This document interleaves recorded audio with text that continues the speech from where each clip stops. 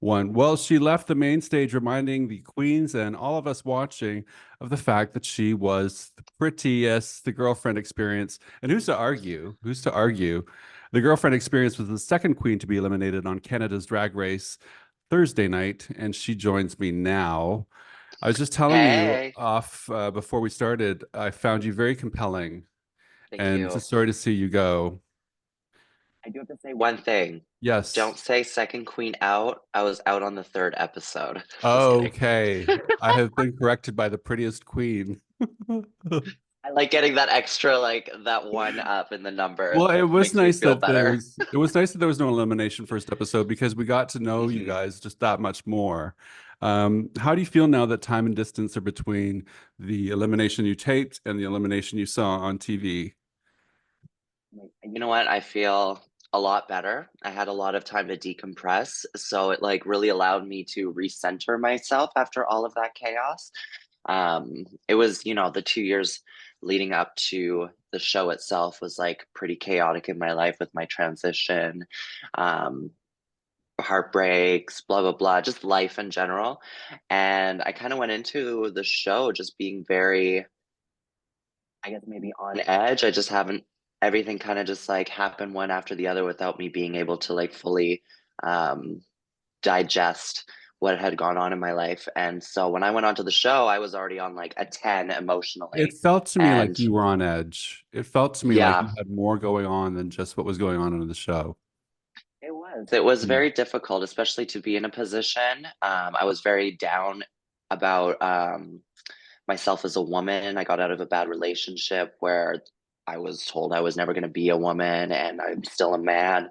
And so then going on to the show, I hadn't dealt with any of that, like, or any of that unpacking yet. Going on to that, then being put on display Mhm. naked most of the time and then Yeah. also critiqued, it was just like a lot for my brain to Yes. handle. And I do have to say, to like blame it on the edit, and usually people will say that in a negative way, but for me, like the way the show production, how they made me look, I'm just so happy because Oh, what good. people see on television was um a very refined version of like how I was actually while recording it. Is that So right? Is that right? mm, Um, you said a couple things. I'm going to quote you. You said, "I tried my hardest, and my hardest wasn't good enough," and that was you taking it personally mhm. when you were up for elimination. Do you feel that way now that time has passed, or do you get that more that it's a game, it's a competition, You it's know just, what? do you know what I No, mean? go ahead, sorry. Yeah, yeah, yeah. No, No, do of you, course. I felt bad for you because it wasn't about you. It was about you, but it wasn't about you. Yeah. I think in regards to that, it wasn't so much like I can't put any blame on anything other than myself. And I think that I was doing the best that I could in my time in my head at that moment. And that wasn't good enough, because I know I can do so much better. I hear And you. I was pretty like very, I was obviously like heartbroken, you go on to that show, but at the same time, there's like 11 of us. There's a 1 in 11 chance that I would, go to That's the right. finale. Yeah. And for me, the opportunity in and of itself is just so huge because this is the biggest leg up that I've had in my career as an artist and as a Mhm. performer. And that in itself is going to open up opportunities that I may not, you know, get on Oh, my own. totally. So I feel like a winner just for being on the show, like from the promo release to now, like I've gotten a lot of attention and eyes are on me. And I think at the end of the day, like I did what I needed to do. And maybe one day I'll be back for to An all prove stars. myself again. Yeah. You're not forgettable. And so and your drag name is certainly something to remember as well. So I think you're going to be sticking around for a long time. Quoting you again, you said, my drag persona is my person, and that's just who I am. Mhm. A lot of queens would say they're not their persona. Their persona is a persona. Can you tell us more about why those two are so intertwined for you? Yeah, I mean, I guess wrapping around to what we talked about earlier, that like, drag, my transition, I guess you could say, is like all encompassed within drag. I grew up super religious and um in order for me to find peace in myself and to develop myself as a human, drag was kind of that way for me to let the steam out of the pot, so to Mm. speak, without actually, admitting to myself that I was trans.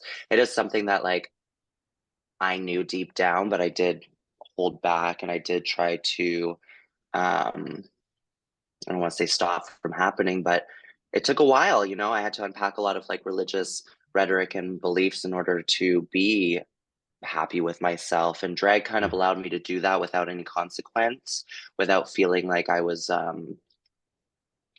doing something bad. But I think, as I grew into myself and, realizing that religion, everybody with their beliefs, I respect everybody but for myself, like religion is not something that um, I can coexist with in my belief system. And just unpacking all of that, drag just allowed me to be the woman that I am. And, I always my drag persona was like a personified version of myself internally. So as that came out and I transitioned into the woman that I always knew I was, but I had spent most of the time relaying to everybody on stage, and now I live that every day. That's a And so really when I hard. hear those critiques, it's like it was very personal Yeah, I because can like I imagine. am the same person in and out of drag. I mean, I may have a different hair color, I may not wear as much makeup, and I may not get, butt naked in front of everybody on the street, but All the like for time. the most part, I am, who what you see on stage, what you see on television, that is who I am as a person. That's a really articulate way of expressing what drag can mean to a lot of trans people. And I wonder what you Thank think of people. So thank you for saying it that way. What do you make still of people who are fans of the Drag Race franchise who don't think trans queens should be entered into it? In Germany, we saw a cis woman win you. recently, and there's I a bit of an know. uproar about that. People will argue that you guys have an upper hand. You know Um, what? Drag is not a contact sport, but it is a spectator sport. So take a seat. That's how I feel when people have something to say about um, trans women or cis women participating in drag. It's like, it's so, at the end of the day, it's expression, and it's harbored and created the beautiful energy and atmosphere to allow people to grow into themselves. And I think as a trans person, like I have not changed. My drag aesthetic has always been the same. I've always been that naked girl. I think prior to my surgeries and everything, it took on a little bit a different transformation than it did now. Um, but at the end of the day, like you can say that I just wear lipstick or chapstick and mascara, but I'm still serving and I'm still entertaining. And the transformation between the two people is still a quite transformation. extraordinary. Yeah. And I think that, it just comes down to some people like what they like and some people don't. And that's totally okay. But I'm on TV and you're not. So don't hate me because I'm Touche. beautiful. Touche. Let's talk about your trans journey, if you don't mind, for a minute, because I know you documented much of it on Instagram Hmm. to help others who were in your shoes or Hmm. wanted to be in your shoes, wanted to think about how they could transition. What was that Totally. like? And I wanted to also, we'll bleed into, I'll ask you in a minute about what Instagram has been doing to you, because I want to shine some light on that Uh, too. But Thank first, you. tell us about what it was like to document your journey. Very brave of you. Thank you so much. It was, you know what? It was more therapy for me out of anything.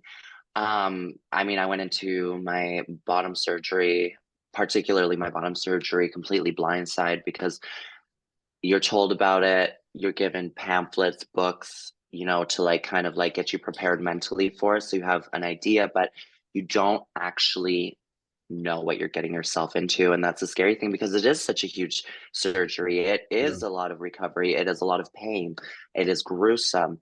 And, I kind of went into it being like, well, it's just like a routine surgery. Like, this is the trans factory I'm going over to. So it should be easy.